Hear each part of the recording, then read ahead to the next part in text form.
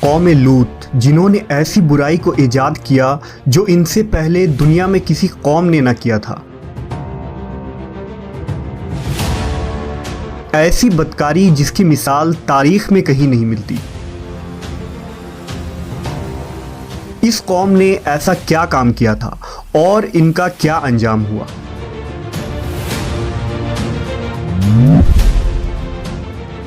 حضرت لوط علیہ السلام اللہ کے ایک برگزیدہ نبی تھے۔ آپ کے والد کا نام ہاران تھا جو تاریخ کے بیٹے تھے۔ آپ کی پیدائش عراق کے قدیم شہر اور میں ہوئی تھی۔ اس شہر میں ابراہیم علیہ السلام کا مسکن تھا۔ دراصل لوط علیہ السلام کے والد ہاران حضرت ابراہیم کے سگے بھائی تھے، یعنی حضرت لوط علیہ السلام حضرت ابراہیم کے بھتیجے تھے۔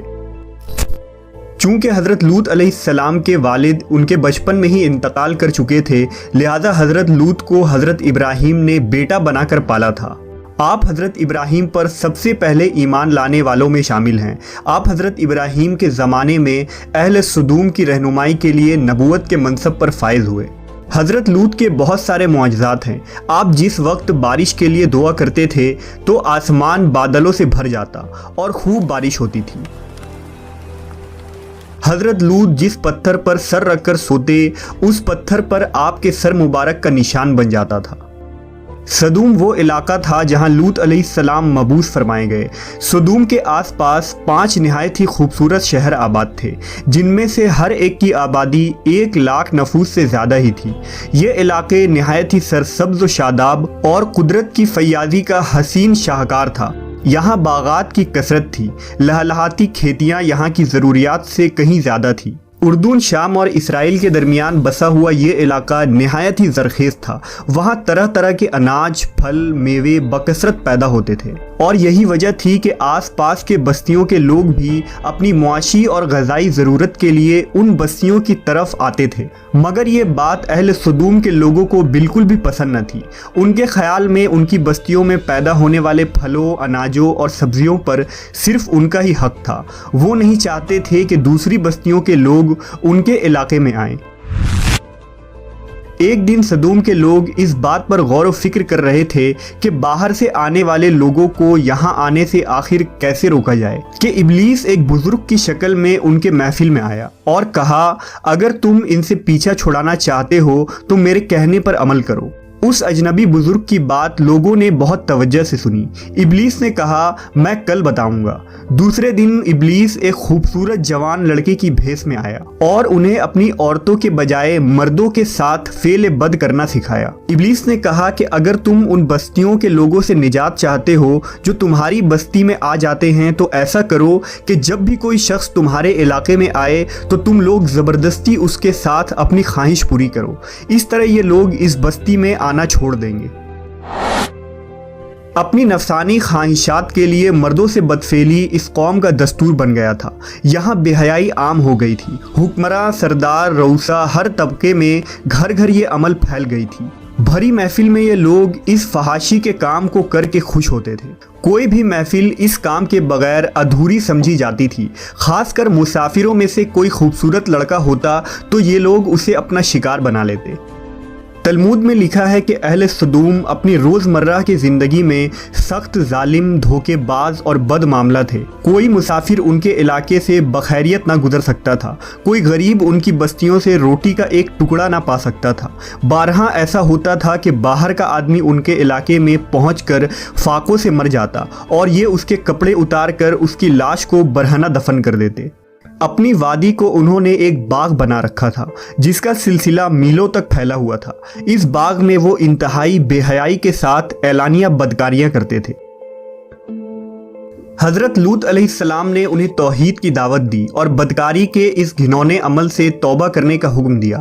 حضرت لوط نے کہا، تم بے حیائی کیوں کرتے ہو؟ کیا تم عورتوں کو چھوڑ کر لذت حاصل کرنے کے لیے مرد کی طرف مائل ہوتے ہو؟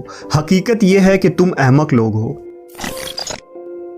حضرت لوط اہل سدوم کو دن رات واعظ و نصیحت کیا کرتے، لیکن قوم پر اس کا کوئی اثر نہ ہوا، بلکہ وہ بہت فخریہ انداز میں یہ کام کرتے تھے۔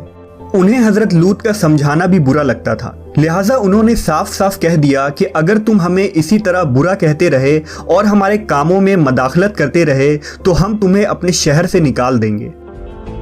حضرت لوط نے نصیحت و تبلیغ کا سلسلہ جاری رکھا، لہٰذا ایک دن اہل سدوم نے خود ہی عذاب الہی کا مطالبہ کر دیا۔ اللہ تعالیٰ نے اب تک ان کے اس بدترین فحاشی اور بدکاری کے باوجود ڈھیل دے رکھی تھی، لیکن جب انہوں نے حضرت لوط سے ایک دن کہا کہ اگر تم سچے ہو تو ہم پر عذاب لے آؤ، لہٰذا ان پر عذاب الہی کا فیصلہ ہو گیا۔ اللہ نے اپنے خاص فرشتوں کو دنیا کی طرف روانہ کر دیا۔ یہ فرشتے دراصل حضرت جبرائیل، میکائیل اور اسرافیل علیہ السلام تھے۔ پھر یہ فرشتے حضرت لوط علیہ السلام کے گھر تشریف لے آئے۔ حضرت لوط نے جب ان خوبصورت نوعمر لڑکوں کو دیکھا تو سخت گھبراہٹ اور پریشانی میں مبتلا ہو گئے۔ انہیں یہ خطرہ محسوس ہوا کہ اگر ان کے قوم کے لوگوں نے انہیں دیکھ لیا تو نہ جانے وہ ان کے ساتھ کیا سلوک کریں گے۔ حضرت لوط کی بیوی کا نام وائلہ تھا، اس نے آپ پر ایمان نہ لایا تھا اور وہ دراصل منافقہ تھی، وہ کافروں کے ساتھ تھی، لہٰذا اس نے جا کر اہل سدوم کو یہ خبر دے دی کہ لوط کے گھر نوجوان لڑکے مہمان ٹھہرے ہوئے ہیں۔ یہ سن کر بستی والے دوڑتے ہوئے حضرت لوط کے گھر پہنچے۔ حضرت لوط نے کہا، اے قوم، یہ جو میری قوم کی لڑکیاں ہیں یہ تمہارے لیے جائز اور پاک ہیں، اللہ سے ڈرو اور مجھے میرے مہمانوں کے سامنے رسوا نہ کرو۔ کیا تم میں سے کوئی بھی شائستہ آدمی نہیں؟ حضرت لوط کی بات سن کر وہ لوگ بولے، تم بخوبی واقف ہو کہ ہمیں تمہاری بیٹیوں سے کوئی حاجت نہیں، اور جو ہماری اصل چاہت ہے اس سے تم بخوبی واقف ہو۔ قوم لوط کے اس بے شرمانہ جواب سے اندازہ لگایا جا سکتا ہے کہ وہ فعل بد میں کس حد تک مبتلا ہو چکے تھے۔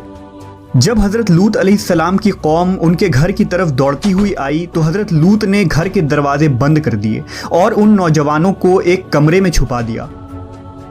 اس بدکار لوگوں نے آپ کے گھر کا گھیراؤ کیا ہوا تھا اور ان میں سے کچھ گھر کے دیوار پر بھی چڑھنے کی کوشش کر رہے تھے۔ حضرت لوط اپنے مہمانوں کی عزت کے خیال سے بہت زیادہ گھبرائے ہوئے تھے۔ فرشتے یہ سب منظر دیکھ رہے تھے۔ جب انہوں نے حضرت لوط علیہ السلام کی بے بسی اور پریشانی کا یہ عالم دیکھا تو حقیقت سے پردہ اٹھاتے ہوئے یوں فرمایا، اے لوط، ہم تمہارے رب کے بھیجے ہوئے فرشتے ہیں، یہ لوگ ہرگز تم تک نہیں پہنچ سکیں گے۔ ابھی کچھ رات باقی ہے تو اپنے گھر والوں کو لے کر چل دو اور تم میں سے کوئی شخص پیچھے مڑ کر نہ دیکھے۔ اہل سدوم حضرت لوط کے گھر کا دروازہ توڑنے پر بضد تھے، لہٰذا حضرت جبرائیل علیہ السلام نے گھر سے باہر نکل کر اپنے پر کا ایک کونا انہیں مارا، جس سے ان سب کی آنکھوں کے ڈھیلے باہر نکل آئے اور بصارت زائل ہو گئی۔ یہ خاص عذاب ان لوگوں کو پہنچا جو حضرت لوط کے پاس بد نیتی سے آئے تھے۔ حضرت لوط علیہ السلام حقیقت حال جان کر مطمئن ہو گئے اور اپنے گھر والوں کے ساتھ رات ہی کو نکل کھڑے ہوئے۔ بیوی بھی ان کے ساتھ تھی، لیکن کچھ دور جا کر وہ واپس اپنے قوم کی طرف پلٹ گئی اور قوم کے ساتھ جہنم رسید ہو گئی۔ صبح کا آغاز ہوا تو اللہ کے حکم سے حضرت جبرائیل نے بستی کو اپنے پر سے اکھاڑ دیا اور پھر اپنے بازو پر رکھ کر آسمان پر چڑھ گئے، یہاں تک کہ آسمان والوں نے بستی کے کتے کے بھونکنے اور مرغوں کے بولنے کی آوازیں سنی۔ پھر اس بستی کو زمین پر دے مارا، جس کے بعد ان پر پتھروں کی بارش ہوئی۔ ہر پتھر پر مرنے والوں کا نام لکھا ہوا تھا۔ جب یہ پتھر ان کو لگتے تو سر پاش پاش ہو جاتے۔ صبح سویرے شروع ہونے والا یہ عذاب اشراق تک پوری بستی کو نیست و نابود کر چکا تھا۔ قوم لوط کی ان خوبصورت بستیوں کو اللہ نے ایک انتہائی بدبودار اور سیاہ جھیل میں تبدیل کر دیا، جس کے پانی سے رہتی دنیا تک کوئی فائدہ نہیں اٹھایا جا سکتا۔ سمندر کے اس خاص حصے میں کوئی جاندار، مچھلی، میڈک وغیرہ زندہ نہیں رہ سکتے، اس لیے اسے ڈیڈ سی یعنی بحر مردار کہا جاتا ہے، جو اسرائیل اور اردن کے درمیان واقع ہے۔ ماہرین آثار نے 10 سالوں کی تحقیق و جستجو کے بعد اس تباہ شدہ شہر کو دریافت کیا تھا۔ تحقیقات سے پتہ چلا تھا کہ اس شہر میں زندگی بالکل ختم ہو چکی ہے۔ اس شہر کے راستے اور کھنڈرات کو دیکھ کر آرکیولوجسٹ نے یہ اندازہ لگایا کہ جب یہ شہر تباہ ہوا تو اس وقت لوگ روزمرہ کے معمولات کے کاموں میں مشغول تھے اور یہاں زندگی اچانک ختم ہو گئی تھی۔ اہل سدوم جنہیں پتھر بنا دیا گیا تھا، ان کے بت ابھی تک بحر مردار کے پاس موجود ہیں، جو تا قیامت لوگوں کے لیے ایک عبرت ہے۔ آج یورپی ممالک میں انسانی آزادی کے نام پر اس بدکاری کی اجازت دی جاتی ہے اور اس فحش عمل کو فخر سمجھا جاتا ہے، مگر حقیقت یہ ہے کہ ہم جنس پرستی بالکل فطرت کے خلاف ہے، جس سے انسانی معاشرہ تباہ و برباد ہو جاتا ہے۔ روایتوں کے مطابق ایک مرتبہ حضرت سلیمان علیہ السلام نے شیطان سے پوچھا کہ اللہ کے نزدیک سب سے بدترین عمل کیا ہے؟ ابلیس بولا، جب مرد مرد سے بدفعلی کرے اور عورت عورت سے خواہش پوری کرے۔ حضرت ابن عباس سے روایت ہے کہ رسول اللہ صلی اللہ علیہ وسلم نے فرمایا کہ اس شخص پر اللہ پاک کی لعنت ہو جو قوم لوط والا عمل کرے۔